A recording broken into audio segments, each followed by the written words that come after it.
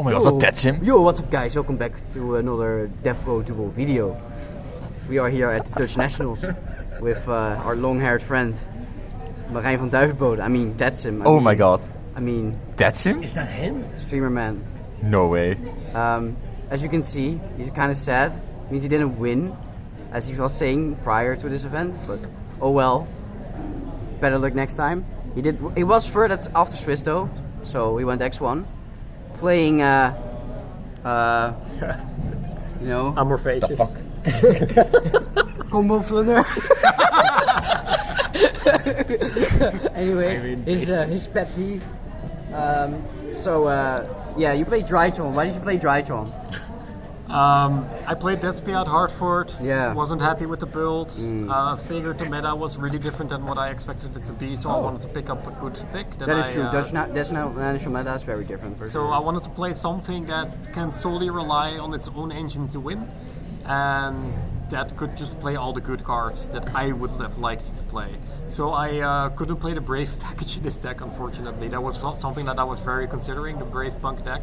But I ended up on Drytron due to my sheer familiarity with the deck and the thought that it had a pretty good matchup versus Despia and Swordsoul, which it did with the tools that I put in the deck. So overall, I just thought that this was a solid pick, especially for a format this new in a country where people probably have no clue what the hell they're doing.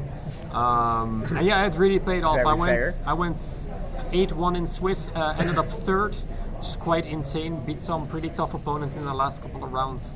And some of my matchups even made it to the top 16, which was pretty hype. In the top 16, I unfortunately did not have a good hand in the very last match. It was one of the very few games where I didn't have access to the fairy package because he ashed my alpha and I just couldn't do much. So unfortunately got kicked out there. Should have won the event copium, but you know, it is what it is. Happy with the performance, happy with the deck. A couple of choices in the side deck specifically that I want to change, but let's just go into it. So my deck plays around Amorphactor Pain. This skips the main phase and negates the effects of phase-up fusions, synchros, and XYZs. Now this card has overperformed for me. It was really fucking good. Skipping the main phase is first of all important, because in Drytron you currently have no real thing to do in your extra deck. You cannot go Vert anymore, you cannot reliably do Sight anymore. You know, you can do the Baron in the, what's it called, in the Megalith deck, but I just found that weird and I didn't really want to play bricks. So this is the only brick that I played. And this just helps with protecting your IP. It protects your Herald Link, it protects your Appaloosa. They skip their main phase, they can't clear your board. The entire objective of this card is to survive, and then go into turn 3 and then just kill your opponent. And that's exactly what the card did. It worked as a floodgate, it worked to skip my phases and protect my monsters. This card's really fucking good, very happy with it, I put it in. Draconids, we must play this, it's just too good.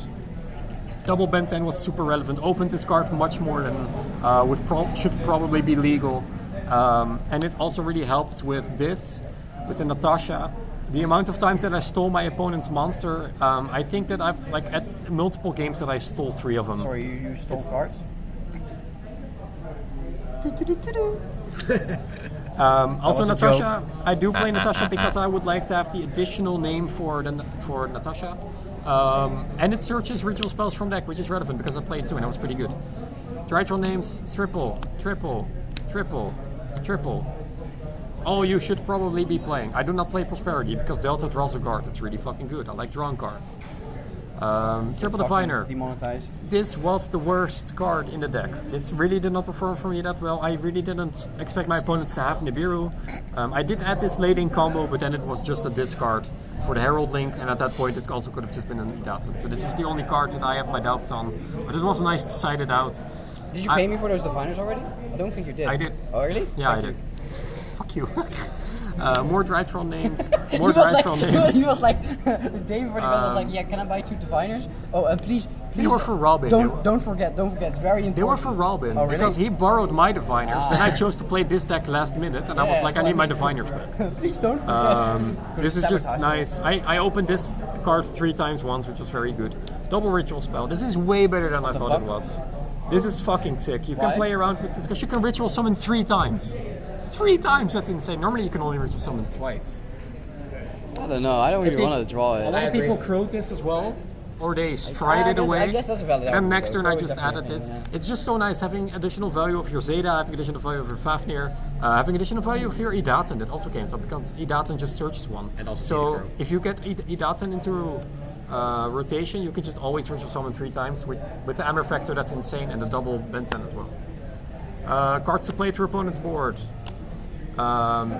This card made me top, so I'm very happy with that. You drew that so much. Every time I watched your game, you had that in your hand. Like that card was glued to your hand. Yeah, it's good. I opened this like twice on multiple occasions as well. Very solid. This is just a meme because I play 42. It's just more bent, and this also gets cited out a lot. That was the problem. This is a bad name. This is not a name. This is peak deck building. In Hartford, I lost to activate Mystic Mine. Like, I lost like 3 matches to that. Fuck that shit. If you play this card, you're just gonna sit on mine and be like, haha, you don't play it now. Then you draw this. Like, it actually happened where I played against like ABC yesterday. I won the die roll. I did like full combo. But then I did Delta and I drew this and I was like, oh yeah, that's gonna be bad. It's against ABC, it's not that great. Then he mined me and he just passed turn and I was like, okay, I have to one duster. So it's very validated. Told you so. It's good, I like it in the main. Nice. I don't think it's incorrect. It's pretty good. Linkaribo, Anima actually came up this tournament. First time in my life I'm considering it, but Co-Link effect was just way more important for me for this specific event. Phoenix, IP, Herald Link, this card overperformed, didn't expect it to be that good.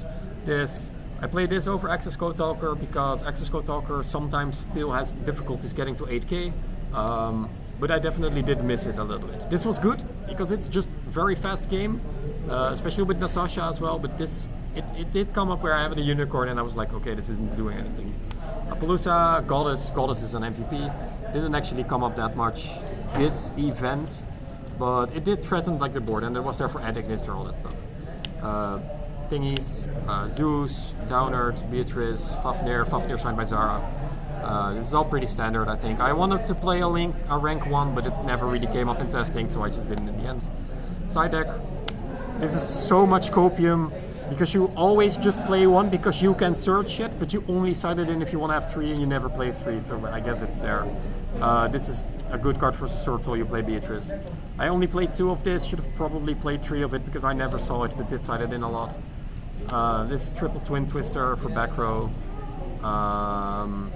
This is for Flow Wonder. Sided this in once, was pretty good. Crow? Almost. Crow when they add. Sided this in a bunch too, was a good call. I like Crow. Fuck, I said Crow again. Dark Ruler is just additional. Danilo played this in the main, which is pretty interesting because there are a lot of decks that put up just more threats than your droplet can deal with. So it's interesting. I like the 2. I like having the 5 options for going second, but maybe I should up this to 3 and play something a little bit else. Red Reboot. Any changes I would make is these would probably go out for anti-spell fragrances because I did miss a lot of options going first. But overall it was just a very solid deck. It worked out. The Morphage strategy was pretty good. Said that I ended up in the top 16.